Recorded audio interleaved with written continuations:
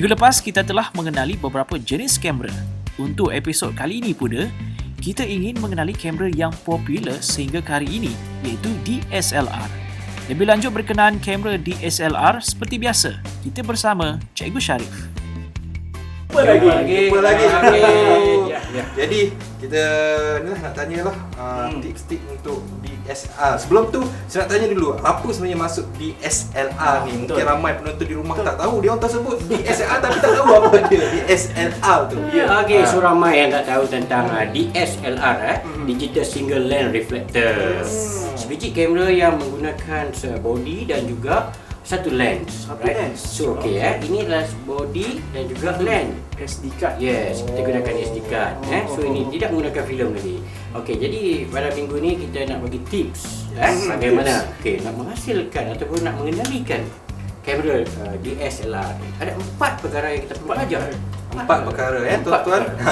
Okey. Satu, kita belajar bagaimana nak kawal ataupun speed tertingkap yang terdapat di dalam badan kamera ni. Tertingkap kawalan cahaya. Lepas tu kita nak kawal tentang bukaan ataupun aperture yang terdapat di lens. Bila kita nak bukakan dia daripada 1.8, 2.8 hingga kalau cahaya tu terlalu banyak, kita mesti menggunakan 12, 11, 22 ataupun 32. Right. So, and then lagi satu kita mesti tahu tentang white balance. Bila kita nak mengambil gambar dalam satu tempat, kita perlu tahu white balance, cahayanya merah, biru ataupun kuning, right? Ataupun cahaya menggunakan cahaya matahari ataupun cahaya yang menggunakan dalam studio kita ni menggunakan light banyak begini, right? So itu nama white balance. Dan yang keempat ialah kita mesti menggunakan ISO.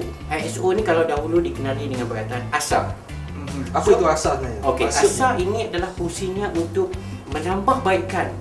Kalau kekurangan cahaya dalam satu tempat itu, kita tidak boleh membuat rakaman ataupun mengambil gambar.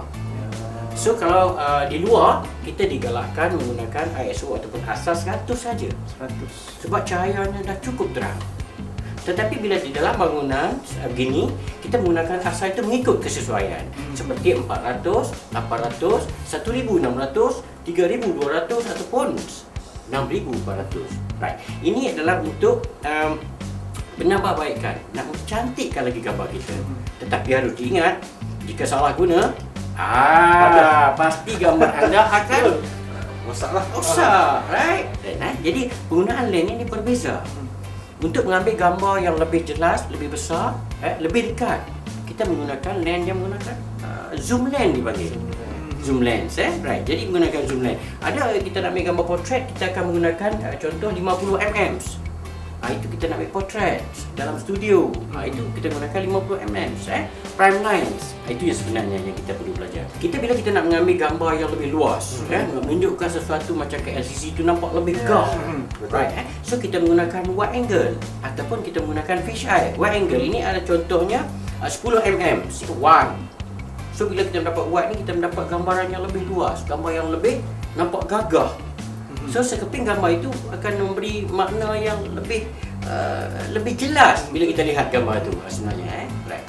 Dan satu lagi, sebagai seorang ataupun seorang yang memiliki DSLR, antara lens yang perlu ada lah ataupun sekarang punya basic asas. Apa jenis lens yang perlu ada? Right. So sebagai pengguna ataupun basic yang perlu ada, ataupun selalunya bila kita pergi di kedai ataupun pasaran, ini membeli satu set satu kamera, right? Selalunya dia akan sediakan.